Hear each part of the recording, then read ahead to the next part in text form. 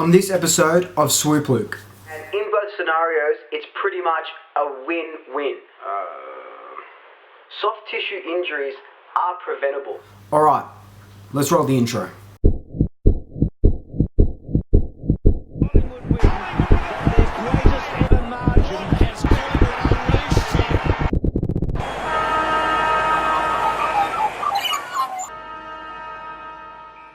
So I'm going to delve more into the trade stuff when the season ends because it's a little bit too early at the moment. But when the AFL drop an exclusive bombshell on a trade, how can I not make a video about it? Just before I get into this video, this couldn't be possible without your help on Instagram. I put up a poll the other day if you guys wanted a video on this Darcy Moore trade news, and there was an overwhelming yes vote. I think it was over 80 votes. So thank you so much. If you want to get involved, it's at Swoop Luke on Instagram. So chuck me a follow and you too can have a say.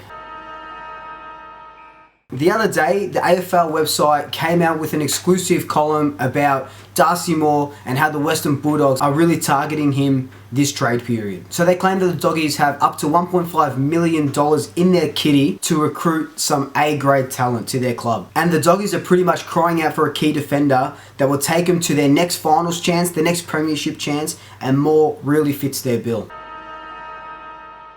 Darcy Moore comes out of contract at the end of next season, so at the end of 2020, but so does Pendles, Cox, Tagoe, and Grundy. That's only to name a few. There's a few more other guys that need to be signed up before then, a few more guys that need to be signed up by the end of this year. Those guys are pretty much some of your top players at the club, and they're key in getting our premiership window open and our next run into the finals. But keeping them all at the club will be a battle. We know what's going on with Grundy, all this speculation, will he go to South Australia? Adelaide really want him, but he's contracted, of course, until the end of next year.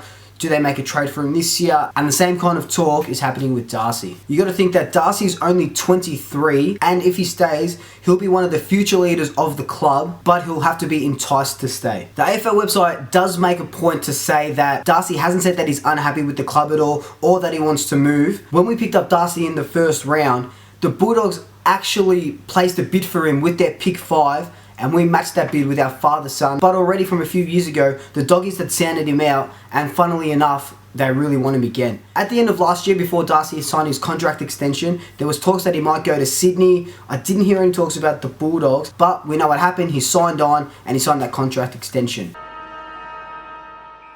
Darcy's struggles with soft tissue injuries isn't a secret. At the moment, he's down again with another hamstring injury, which could be anywhere between 1 week to 8 weeks because the club doesn't tell us what's going on. And he's always listed as a test or unavailable for selection. In the 5 years he's been in the system, he's only played 68 games, and last year was his worst year injury-wise, only allowing him to play 7. And, talking about these injuries, it's not like they're a broken leg or a broken collarbone or concussion and something that's not preventable. Soft tissue injuries are preventable, so you can't just put them down to bad luck. You have to put it down to the strength and conditioning coach, how he's managed, and what the club facilities are like. Sometimes a change in teams can do wonders for injuries. Kind of look at what Hawthorn did with O'Meara, Scully, and now it looks like they're going to do the same with John Patton at season's end.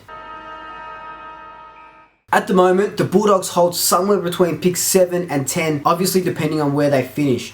And with no tall timbers down back besides Easton Wood, Fletcher Roberts and Trengove, there's no direct like-for-like player swap that would entice us enough to give up Darcy. If Darcy does decide to go, I think a fair swap would be a first round pick and steak knives. We know how good steak knives can be because Jack Crisp hasn't missed a game since he's come through from Brisbane as that beautiful steak knife set. So obviously, my first choice for the steak knives would be Bontempelli. I think it's just fair, and yes, I'm kidding. I actually think the steak knives would be Ed Richards. Speedy halfback. He's the grandson of the mighty Lou Richards, and he just needs to be in black and white. Obviously, we couldn't draft him with a father-son selection.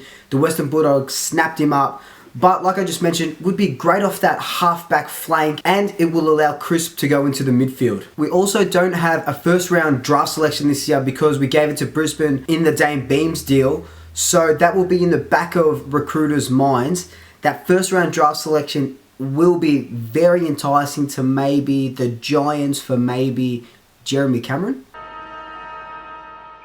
I feel like this deal can work both ways, and in both scenarios, it's pretty much a win-win. The first scenario is he stays, he goes on to maybe become a future captain, but definitely in that leadership group, and he leads us to our next premiership. He's one of the best key defenders on our list. He's only 23, and he's going to be one of the best key position players in the competition in a couple years' time. The second scenario is he decides to leave. Yes, it'll be very sad, but think of it this way. He leaves and he's probably on maybe 500,000 to 650,000, maybe in that 550 bracket, and that clears up $500,000 in salary cap space. Now, that much money could definitely secure Grundy. Of course, there's going to be other trades, delistings, other rejigging of salary caps. I don't want to get too much into it this video. I want to discuss it in a few weeks' time. But I think that this money, coupled with other delistings and other trades, could not only have enough room for Grundy in the salary cap, but we could also make that big play for Jeremy Cameron from the Giants. But you're sitting there going, Luke, you're talking crap. How can we lose more and it's a win for us? Where are we going to sit in that defense now? Roughhead obviously isn't getting any younger, but he can hold that post, and he has since Darcy Moore hasn't been in the team. I just think that you've forgotten about Will Kelly. He's only 18, only been in the system this year. All he needs is a couple more pre-seasons to bulk up, a bit of run in the seniors, and he could play a big role down back for us.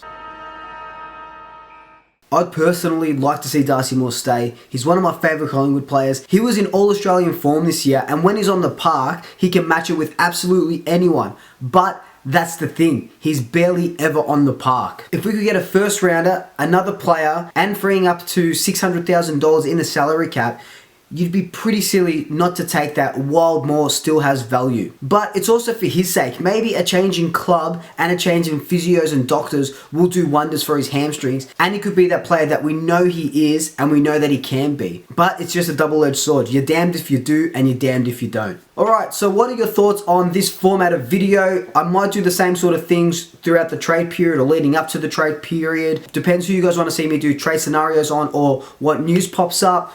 Do you think Darcy Moore will stay? Do you think Darcy Moore will go? What do you think the Bulldogs will have to offer for us to hand over Darcy Moore on a silver platter? Let me know your thoughts. Like, comment, subscribe, tell your family, tell your friends, tell your pets, and until next time, I'll swoop you later. But he let, and I didn't want to get, and I don't want to get too much.